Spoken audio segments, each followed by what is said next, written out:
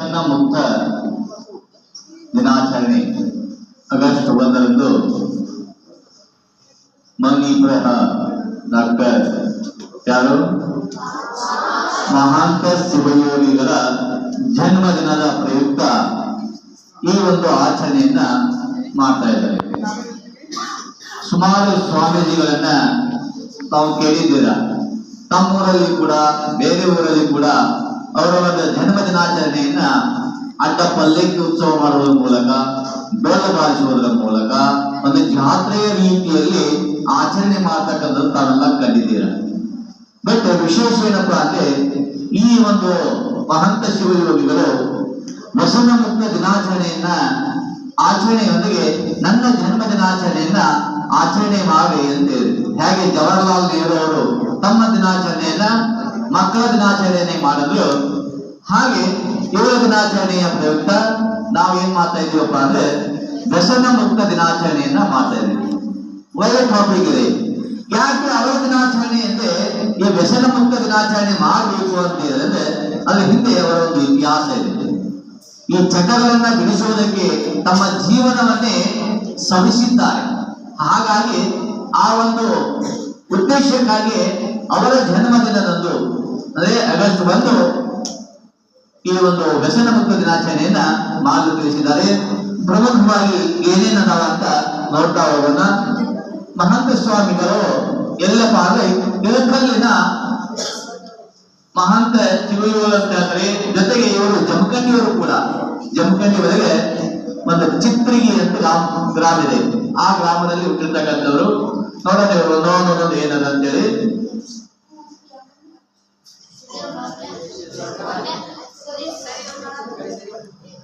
Doctor Mahanta ಶಿವಯೋಗಿಗಳ ಜನ್ಮದಿನವನ್ನ ಕರ್ನಾಟಕದಲ್ಲಿ ಏನ್ ಮಾಡ್ತಾ ಇದೀವಿ, ವ್ಯಸನ ಮುಕ್ತ ದಿನಾಚರಣೆಗೆ ಆಚರಣೆ ಮಾಡಲಾಗುತ್ತದೆ ಅಂತಕ್ಕಂಥದ್ದು. ಜೊತೆಗೆ ಆಗಸ್ಟ್ 1ರಂದು ನಡೆಯುವ ಈ ವ್ಯಸನ ಮುಕ್ತ ದಿನಾಚರಣೆಯನ್ನ ಮಾಡ್ತಾ ಇದೀವಿ. ಆಗಸ್ಟ್ 1 ಕಾಶಿಯಲ್ಲಿ ಸಂಸ್ಕೃತ, ಹಿಂದಿ, ಯೋಗ, ಶಾಸ್ತ್ರೀಯ ಸಂಗೀತದಲ್ಲಿ ವಿಶೇಷ ಪರಿಣಿತಿಯನ್ನ ಸಾಧಿಸಿರ್ತಕ್ಕಂತಹ ಶಿವಯೋಗಿಗಳು. ಜೊತೆಗೆ ಉತ್ತರ ಕರ್ನಾಟಕದಲ್ಲಿ ಭೀಕರವಾದಂತಹ ಬರಗಾಲ ಬಂದಾಗ ಅವರು ಏನ್ ಮಾಡ್ತಾರೆ, ಕಾಶಿಯಿಂದ ಅಲ್ಲಿಗೆ ಬಂದು ನೂರಾರು ಗ್ರಾಮಗಳಲ್ಲಿ ಏನ್ ಬರಗಾಲಿನಿಂದ ತುತ್ತಾಗಿರ್ತಕ್ಕಂಥ ಗ್ರಾಮಗಳಿದ್ವಲ್ಲ, ಆ ಗ್ರಾಮದ ಎಲ್ಲಾ ಜನರಿಗೂ ಗಂಜಿ ಕೇಂದ್ರಗಳನ್ನ ನಿರ್ಮಾಣ ಮಾಡ್ತಾರೆ. ತಮಗೆಲ್ಲ ಗೊತ್ತಿರುವ ಹಾಗೆ ಗಂಜಿ ಅಂದ್ರೆ ಏನು, ಯಾರಿಗೆ ಊಟ ಸೇರಲ್ವೋ ಅವರಿಗೆ ಗಂಜಿ ಹಾಕ್ತಾರೆ. ಅಂತಹ ಒಂದು ಬರಗಾಲದ ಪರಿಸ್ಥಿತಿಯಲ್ಲಿ ಆ ಊರಿನ ಎಲ್ಲ ಗ್ರಾಮದ ಜನರಿಗೆ ಒಂದು ತುತ್ತು ಅನ್ನ ಸಿಗದ ಸಮಯದಲ್ಲಿ ಏನ್ ಮಾಡಿದಾರಪ್ಪ ಅಂದ್ರೆ ಅವರಿಗೆ ಗಂಜಿ ಕೇಂದ್ರಗಳನ್ನು ನಿರ್ಮಾಣ ಮಾಡಿ ಗಂಜಿಯ ರೂಪದಲ್ಲಿ ಆಹಾರದ ಪೂರೈಕೆಯನ್ನು ಮಾಡಿರ್ತಕ್ಕಂತಹ ಸ್ವಾಮೀಜಿಗಳು. ಜೊತೆಗೆ ಗೋಶಾಲೆಗಳನ್ನು ಕೂಡ ಆರಂಭ ಮಾಡ್ತಾರೆ. ನೋಡಿ, ಇಂತಹ ಬರಗಾಲದಲ್ಲಿ ಜನಗಳಿಗೆ ತಿನ್ನೋದಕ್ಕೆ ಏನಿಲ್ಲ ಅಂದ್ರೆ ಪ್ರಾಣಿಗಳನ್ನ ಏನ್ ಮಾಡ್ತಾರೆ ಆ ಬರಗಾಲದಾಗಪ್ಪ ಅಂದ್ರೆ ಕುದುಕಿ ಬಿಚ್ಚಿ ಬಿಟ್ಟು ಬಿಡ್ತಾರೆ, ಎಲ್ಲೋ ಬದುಕು ಹೋಗುವ ಅಂತೇಳಿ. ಈಗ ಬೇರೆ ದನಗಳನ್ನು ತಂದು ನಿಮ್ಮ ಮನೆಗೆ ಕಟ್ತಾರೆ. ಯಾಕಂದ್ರೆ ಮೇವಿನ ಸಹಕಾರ ಅದು ನಿಮಗ ಸಾಕ್ತಿನ ಒಂದು ಏನಂದ್ರೆ ಶಕ್ತಿ ಅದು ನಿಮ್ಮ ದೇಹಕ್ಕೆ.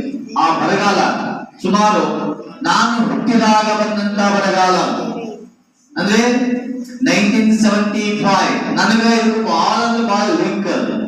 ನೋಡಿ, ನಾನು ಹುಟ್ಟಿದ ತಕ್ಷಣ ಬರಗಾಲ ಹೋಯ್ತು ಅನ್ಬೋದು, ಬರಗಾಲದಿಂದ ನಾನು ಹುಟ್ಟಿನ ಅಂತ ಅನ್ಬೋದು. ವಿಚಾರ ಮಾಡಿ ನೀವು. 1974 ಬಿದ್ದಂತ ಬರಗಾಲದಲ್ಲಿ ಜನರಿಗೆ ಕುಡಿಯಲು ನೀರಿಲ್ಲ, ಆಹಾರವಿಲ್ಲ ಅಂತಾದಾಗ ಆ ಜನರು ತಮ್ಮ ದನಗಳಿಗೆ ಏನು ಮಾಡಿಯಾರು. ಹಾಗಾಗಿ ಕುಣಿಕೆಯನ್ನ ಬಿಟ್ಟಂತ ದನಗಳಿಗೆ ಮನುಷ್ಯರಿಗೆ ಗಂಜಿ ಕೇಂದ್ರ ತರುವಂತವರು ಗೋಶಾಲೆಗಳನ್ನು ನಿರ್ಮಾಣ ಮಾಡಿ ಅವರಿಗೆ ಮೇವು ಮತ್ತು ನೀರಿನ ವ್ಯವಸ್ಥೆಯನ್ನು ಮಾಡಿರ್ತಕ್ಕಂಥ ಉದಾಹರಣೆಗಳದಾವ. ಇಂತಹ ಸ್ವಾಮೀಜಿಗಳು ಸಿಗುವುದು ಅಪರೂಪ.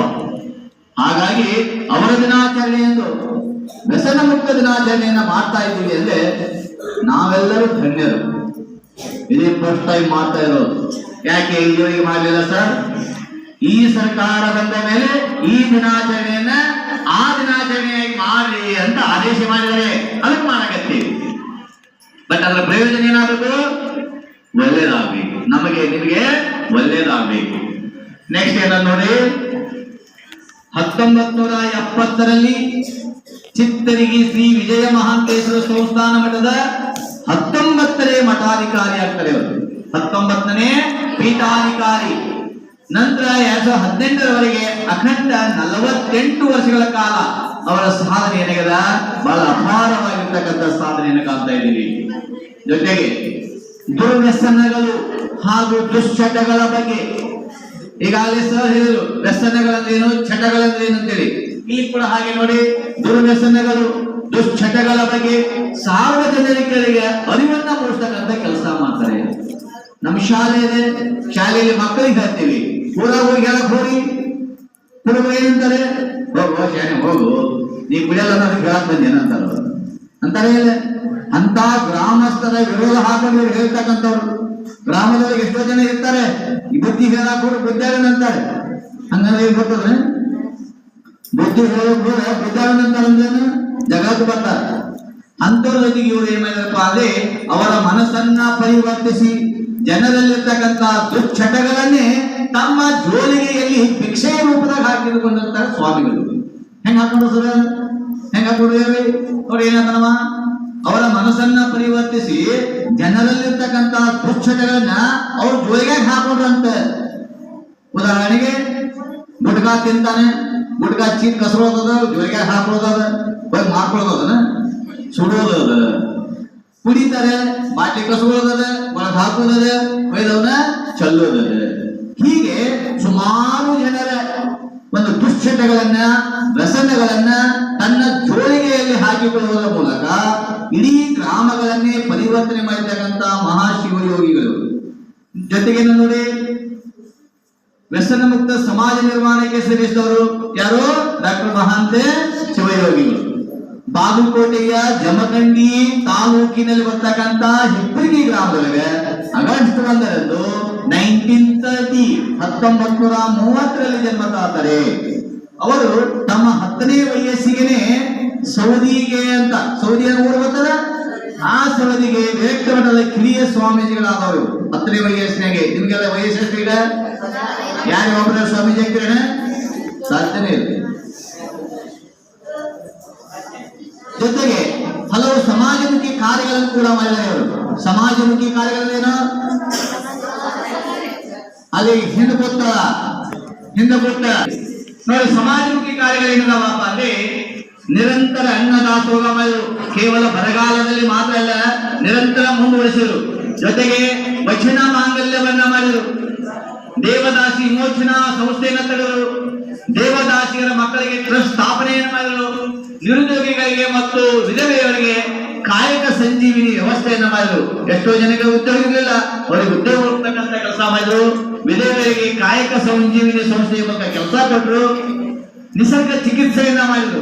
ನಿಸರ್ಗ ಚಿಕಿತ್ಸೆ ಬರ್ತದೆ. ನೆಕ್ಸ್ಟ್ ಯೋಗ ಕೇಂದ್ರ ಸ್ಥಾಪನೆ ಮಾಡಿ ಶಾಖಾ ಮಠಗಳಿಗೆ, ಅದು ವಿಶೇಷವಾಗಿ SC ST ಜನಗಳಿಗೆ ನೋಡಿ, ಪರಿಶಿಷ್ಟ ಜಾತಿ ಮತ್ತು ಪರಿಶಿಷ್ಟ ಪಂಗಡಗಳ ಯುವಕರಿಗೆ ಧರ್ಮ ಸಂಸ್ಕಾರ ನೀಡಿ ಪಟ್ಟಾಭಿಷೇಕವನ್ನ ಮಾಡಿರ್ತಕ್ಕಂಥ ಉದಾಹರಣೆ ಕೂಡ ಇದೆ. ಅವರಿಗೂ ಕೂಡ ಮಾಡಿದ್ರೆ SC ST ಅಂತ ಹೇಳ್ತೀವಲ್ಲ, ಅವರಿಗೂ ಕೂಡ ಇವರೇ ಮಾಡಪ್ಪ ಮೇಲ್ವರ್ಗದಲ್ಲಿ ತರಬೇಕು ಅಂತಕ್ಕಂಥ ಕಳಕಳಿಯಿಂದ ಕಾಳಜಿಯ ಪೂರ್ವಕವಾಗಿ ಅವರನ್ನ ಏಳಿಗೆಯನ್ನ ಕಾಡ್ತಕ್ಕಂಥ ಸ್ವಾಮೀಜಿಗಳಲ್ಲಿ ಇವರು ಒಬ್ಬರು ಅಂತಕ್ಕಂಥ ನಾವು ಕಾಣ್ತೀವಿ. ಇನ್ನು ಮಹಿಳಾ ಸಾಧಕಿಯರಿಗೆ ಜಂಗಮ ದೀಕ್ಷೆಯನ್ನು ನೀಡಿ ಮಠಾಧಿಕಾರಿಯನ್ನಾಗಿ ಮಾಡಿರ್ತಕ್ಕಂಥ ಉದಾಹರಣೆಗಳಲ್ಲ. ಮಠದ 100 ಎಕರೆ ಭೂಮಿಯನ್ನ ಆ ಜನಗಳಿಗೆ ಖರೀದಿ ರೂಪದಲ್ಲೆಲ್ಲ ಮಾರ್ಕೊಂಡು ತಿನ್ನಾಕ್ ಕೊಟ್ರು.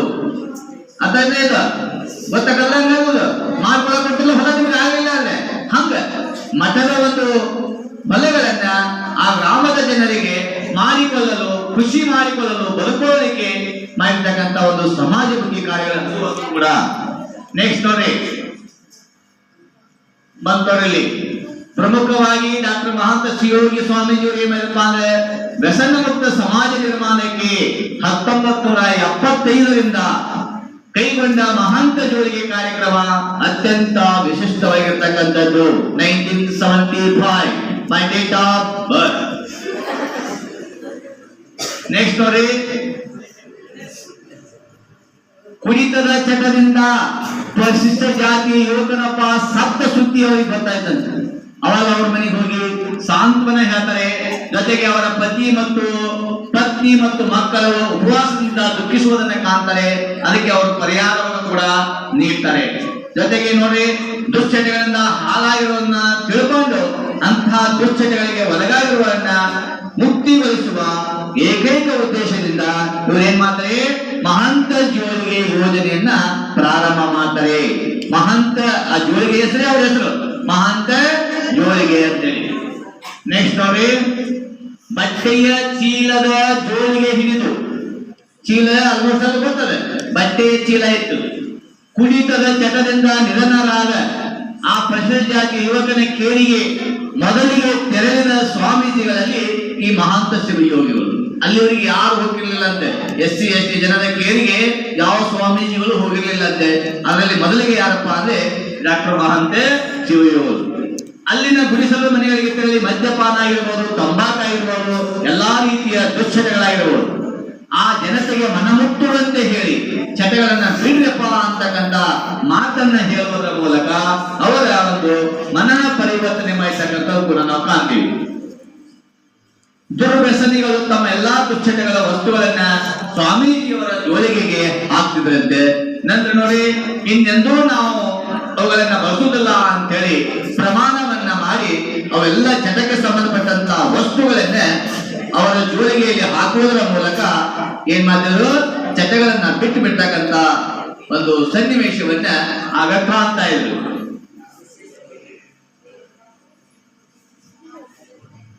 ಜಾತಿಯಾಗಿರ್ಬೋದು, ಮತ, ಪಂಗಡ, ಧರ್ಮ, ಭಾಷೆ, ದೇಶವೆಂದರೆ ಇಡೀ 47 ವರ್ಷಗಳ ಕಾಲ, ಎಷ್ಟು ವರ್ಷ? 47 ವರ್ಷಗಳ ಕಾಲ ದೇಶದಲ್ಲಿ ಮಾತ್ರವಲ್ಲದೆ ಇಂಗ್ಲೆಂಡ್ ಕೂಡ ಹೋದಂತವರು ದುಶ್ಚಟಗಳ ವ್ಯಸನವನ್ನು ಬೆಳೆಸೋದಕ್ಕೆ ಇಂಗ್ಲೆಂಡ್ ಸೇರಿದಂತೆ ವಿದೇಶಗಳು ತಮ್ಮ ಮಹಾಂತ ಜೋಳಿಗೆ ಹಿಡಿದು ಜನರಲ್ಲಿನ ದುಶ್ಚಟಗಳಿಗೆ ಭಿಕ್ಷೆ ಬೇಡಿದಂತಹ ಸ್ವಾಮೀಜಿಗಳು. ಲಾಸ್ಟ್ ಯಾಕ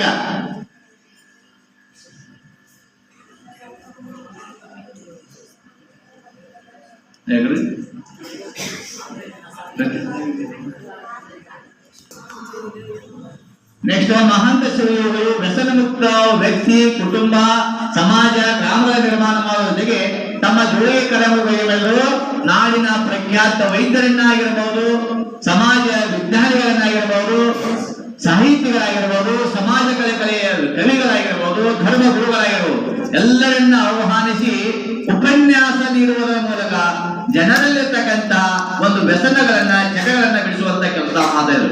ನಮ್ಮ ಶಾಲೆಯಲ್ಲೂ ಕೂಡ ನಮ್ಮ ಮುಖ್ಯ ಗುರುಗಳು ಸುಮಾರು ಜನ ಉಪನ್ಯಾಸಕರನ್ನ ಕರೆಸಿ ದಿಶಾ ಒಂದು ಕಾರ್ಯಕ್ರಮದಲ್ಲಿ ತಮಗೂ ಕೂಡ ಉಪನ್ಯಾಸ ನೀಡ್ತಾರೆ. ಉದ್ದೇಶ ಊರಲ್ಲಿ ಜಗಳಾಡ್ರಿ, ಬಳ್ಳಿಯಾಡ್ರಿ, ಸಾಯಿರಿ ಅಂತಲ್ಲ. ಅದೇನಾಗಿದ್ದ ಒಂದು ಒಳ್ಳೆಯ ಜನಪ್ರತಿನಿಧಿಗಳಾಗ್ಲಿ, ಗ್ರಾಮದಲ್ಲಿ ಒಳ್ಳೆಯವರಾಗ್ಲಿ ಅಂತಕ್ಕಂಥ ಉದ್ದೇಶದಿಂದ ನಾವೆಲ್ಲ ಕಾರ್ಯಕ್ರಮ ಕೊಡ್ತಾ ಇಲ್ಲ. ಹಂಗೆ ಇವರು ಕಾರ್ಯಕ್ರಮ ನೀಡತಕ್ಕಂಥದ್ದೇ. ಜೊತೆಗೆ ಅವರ ಜನ್ಮದಿನ ಆಗಸ್ಟ್ 1ರಿಂದ ರಾಜ್ಯ ಸರ್ಕಾರ ಏನ್ ಮಾಡ್ತಪ್ಪ ಅಂದ್ರೆ ರಾಜ್ಯಾದ್ಯಂತ ಈ ದಿನವನ್ನ ವ್ಯಸನ ಮುಕ್ತ ದಿನಾಚರಣೆಗೆ ಆಚರಣೆ ಮಾಡಿ ಅಂತಕೊಂಡು ಆದೇಶವನ್ನು ನೀಡುತ್ತದೆ. ಹಾಗಾಗಿ ಇವತ್ತಿನ ದಿನ ನಾವೇನ್ ಮಾಡ್ತಾ ಇದ್ದೀವಿ, ಜಿಲ್ಲಾ ಮಟ್ಟದಾಗ, ತಾಲೂಕು ಮಟ್ಟದಾಗ, ಎಲ್ಲಾ ಒಂದು ಇಲಾಖೆಗಳಲ್ಲಿ, ಶಾಲಾ ಕಾಲೇಜುಗಳಲ್ಲಿ ವಿದ್ಯಾರ್ಥಿಗಳ ಮತ್ತು ಎಲ್ಲರ ಸಮ್ಮುಖದಲ್ಲಿ ಆಚರಣೆಯನ್ನ ನಾವು ಮಾಡ್ತಾ ಇದ್ದೀವಿ. ಈಗ ತಾವೆಲ್ಲ ಏನ್ ಮಾಡಬೇಕಪ್ಪ ಅಂದ್ರೆ ಇವತ್ತಿನ ದಿನ ಒಂದು ಪ್ರತಿಜ್ಞೆಯನ್ನ ಮಾಡಬೇಕು. ಏನ್ ತಿಳ್ಕೋಬೇಕು, ತಮ್ಮ ಬಲಗೈಯನ್ನ ಮುಂದೆ ಚಾಚಬೇಕು, ಮುಂದೆ ಇದ್ದು ಹೆಗಲಿನ ಕೈ ಇಟ್ಟು ಹೊಸಬಾರ್ದು. ಬೇಗ ಬೇಗ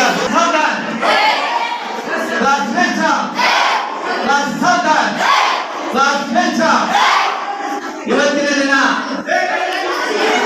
ಪ್ರತಿಜ್ಞಾವಿಧಿಯನ್ನ ಮಾಡ್ತಾ ಇದ್ದೀವಿ. ಆ ಪ್ರತಿಜ್ಞಾವಿಧಿಯನ್ನ ಯಾರು ಮಾತನಾಡದೆ ಕೇವಲ ಪ್ರತಿಜ್ಞಾವಿಧಿಯ ಶಬ್ದ ಮಾತ್ರ ಏಕರೂಪವೇ ಹಿಂದ ಮುಂದರುವ